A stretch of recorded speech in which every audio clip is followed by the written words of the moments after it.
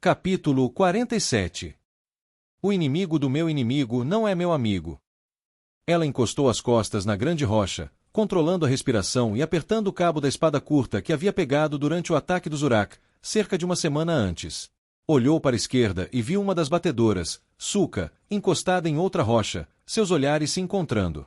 O sol havia se posto há cerca de uma hora, e o brilho tênue de sua luz residual iluminava a encosta. A poucos metros de distância, agachado em uma vala rasa, os olhos de Fainir brilhavam, suas orelhas em pé. Imagens de 3 homens tocaram a mente de ela, o brilho de uma tocha, o cheiro de couro, terra e peixe em conserva. Desde o ataque dos Uruk, desde que ouvirá o chamado do lobo em seu sangue, os pensamentos de Fainir haviam se infiltrado nos dela, misturando-se, fundindo-se. Ela ainda não tinha certeza de como se sentir a respeito. De certa forma, parecia mais natural do que qualquer coisa que já tivesse acontecido. Mas ela ainda podia sentir o gosto do sangue de Uruk, ainda sentia a carne se rasgando sob seus dentes. Ela mal se lembrava de algo de quando perdeu o controle e o lobo assumiu o domínio, mas se lembrava o suficiente para sentir um arrepio na espinha. Ela ouviu o barulho da terra sendo pisada e o sussurro da respiração. O calor da luz da tocha lançava um brilho alaranjado sobre o chão, espalhando sombras. Para mim, parece estar tudo bem, disse um homem. Se isso significasse que você poderia voltar mais cedo e encher a barriga com aquele peixe em conserva nojento, para você sempre pareceria óbvio, John. Não se pode lutar de estômago vazio. Ainda temos toda essa área para limpar, seu idiota. Aí você pode comer. Ela inspirou profundamente, prendendo a respiração, preparando-se. Eu não vou perder o controle. Eu não vou. Os passos se aproximavam, os aromas se intensificando. As narinas de Fainir. Sukha olhou para ela e assentiu. O quarto e o primeiro exércitos haviam passado por Elkenrim apenas 2 dias antes. Quase 7.000 soldados, segundo os cálculos de Juro, e 3 dragões. O terceiro dragão se juntou a eles na noite anterior. Dragões. As criaturas eram enormes, projetando sombras tão grandes que ela não tinha dúvidas de que poderiam envolver toda a clareira na escuridão.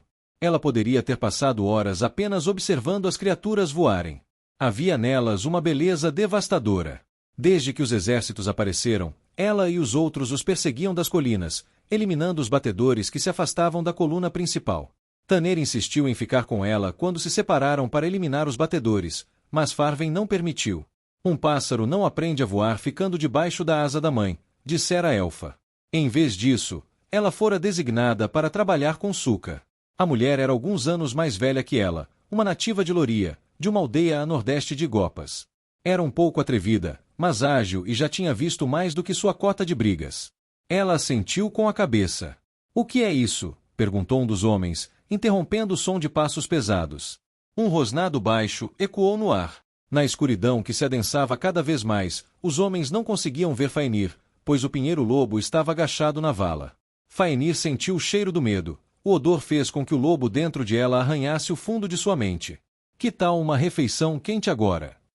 Ela se lembrou da voz de antes. John. Pare de reclamar. Você pode assumir a liderança. Eu? Você não consegue ouvir isso. Provavelmente é um urso ou um lobo. Não vou tropeçar em um desses desgraçados no escuro. Prefiro meus braços firmemente presos ao meu corpo. Obrigada. John, se você não sair daqui, eu mesmo corto seus braços fora. Olha, Bern, se tem uma coisa que eu sei. Você não sabe de nada, John. Sai da frente. O homem resmungou, mas o som de passos recomeçou. Do outro lado, Sukha dobrou os joelhos, tirando uma faca do cinto. Fainir ficou em silêncio, mas ela sentiu seus músculos se tensionarem, seus lábios se retraindo. O coração de ela acelerou, a respiração ficando mais curta. Ela não queria matar, mas o lobo em seu sangue uivava, ansiando por se libertar.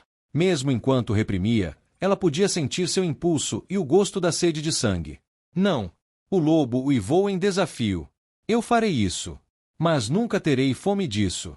A terra estalou ao lado de ela, e um homem passou por ela.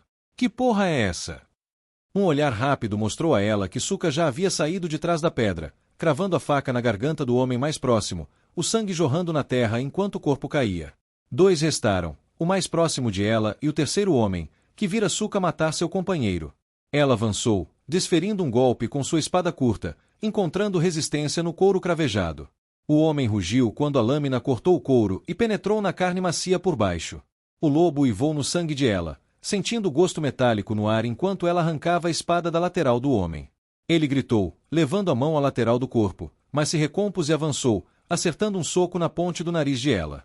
Uma dor lancinante seguiu-se a um estalo, um zumbido nos ouvidos de ela. Ela cambaleou para trás, o homem a seguindo. Outro soco atingiu seu queixo, e ela caiu, a cabeça girando, o chão se elevando ao seu encontro. Você precisa estar disposta a lutar com mais afinco do que qualquer um que se coloque no seu caminho. As palavras de Coren ecoaram nos ouvidos de ela. Com a visão turva, ela rolou ao atingir o chão. Um baque surdo se seguiu quando a espada do homem afundou na terra onde ela havia caído.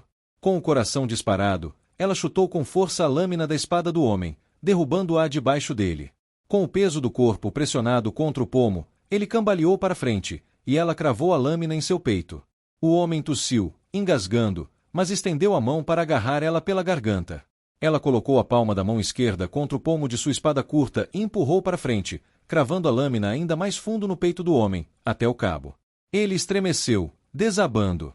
Ela girou, inclinando-o para que caísse à sua esquerda e se espatifasse na terra. Com a mão direita ainda agarrada ao cabo da espada, ela se ergueu com impulso e subiu em cima do homem, arrancando a espada. Ela cravou a lâmina de volta, o sangue espirrando. Repetidamente, ela arrancou a lâmina antes de cravá-la novamente. Uma névoa vermelha turvou sua visão, o uivo de um lobo ecoando em seus ouvidos, rosnando e mordendo. Quando ela finalmente se obrigou a parar, o suor escorria de sua testa, sua respiração estava ofegante e seu peito tremia. Suas mãos tremiam enquanto seguravam o cabo da espada, o sangue cobrindo o aço e pingando da ponta. Vapor subia do cadáver mutilado abaixo dela, e seu estômago revirou ao ver o peito do homem destroçado. Parecia que ele havia sido atacado por um lobo. O que eu sou? Ele está morto, disse Suka, colocando a mão nas costas de ela enquanto se agachava. Não tenho certeza se já vi alguém tão morto. Fico feliz que você esteja do nosso lado. Não se preocupe, o ato de matar em si fica mais fácil. A culpa, não. Se ficar, bem, lidaremos com isso quando chegar a hora. Ela olhou para o cadáver, a garganta apertando ao ver o couro e a carne em pedaços. Ela reprimiu o vômito assim que ele tocou sua garganta. Um murmúrio baixo soou à sua esquerda. Faenir estava de pé sobre o corpo do terceiro batedor de Loria, sangue escorrendo de seu focinho, seus olhos âmbar fixos em ela. Após arrastarem os corpos para a vala onde Faenir estava deitado e os cobrirem com galhos e folhagens, Suka, ela e Faenir seguiram pela encosta até o local onde encontrariam os outros. Farven, Juro, Varik, Tanner, Yana e os outros 9 batedores restantes que haviam partido com eles de Tarrel já estavam lá. Algum problema? Perguntou Farven, olhando ela de cima a baixo. Sangue e sujeira cobriam as mãos, o peito e o rosto de ela, e seu nariz latejava. 3 batedores. Lidei com eles sem problemas. Tula acenou com a cabeça para ela e piscou. Ótimo! Vamos mantê-los em alerta. Ela moveu-se para a beira da colina. Um rio de tochas bruxuleantes preenchia o vale abaixo, estendendo-se por quilômetros. Em meio ao brilho das tochas, ela conseguia distinguir tendas de lona vermelhas e creme, soldados correndo de um lado para o outro, estandartes ondulantes com o leão negro de Loria estampado. Eles estão se movendo mais rápido do que esperávamos, disse Juro, observando o vale. Deveríamos esperar que eles passassem, então poderíamos interceptar o trem de suprimentos e incendiá-lo. Varik deu de ombros, seus lábios franzidos visíveis através de sua barba espessa.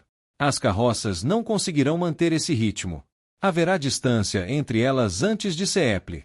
Vamos ver como se saem sem cobertores, comida, suprimentos médicos. Aposto que não muito bem. Não. Farven cruzou os braços, a luz prateada da lua iluminando as 3 cicatrizes que iam do queixo até o pescoço e se estendiam pelas dobras de sua capa. Vamos segui-los, importuná-los um pouco, mas não vamos enfrentá-los de fato. E por que não, em nome dos deuses? Quantas vezes vemos 2 exércitos imperiais se unindo? Potencialmente, um terceiro. Não é tão frequente assim. Com um punhado de nós, podemos eliminar todos os seus suprimentos de uma só vez. Eliara nos chamaria de idiotas por não aproveitarmos a oportunidade para causar tanto caos. Sim, seria um caos. Farven colocou uma mecha de cabelo castanho claro atrás da orelha afilada, os olhos ainda atentos ao vale abaixo. Mas isso os atrasaria demais. Não é essa a ideia principal. Varik olhou para Farven como se ela estivesse louca. Você quer usá-los, disse Tanner, com um largo sorriso no rosto. Estou perdendo alguma coisa. Varik franziu a testa, olhando para os outros. Quem quer que o Império esteja combatendo também não é nosso amigo. Ela disse, e as palavras de Farven começaram a fazer sentido para ela.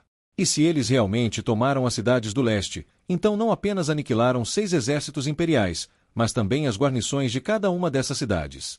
Em vez de minar o Império agora, seria mais inteligente segui-los, observá-los e descobrir qual é essa ameaça. Então, com sorte, eles se destruirão mutuamente, e poderemos aproveitar os fragmentos. Em vez de eliminar um inimigo, eliminamos 2. Trabalhe de forma inteligente, não árdua, disse Juro, piscando para Varik.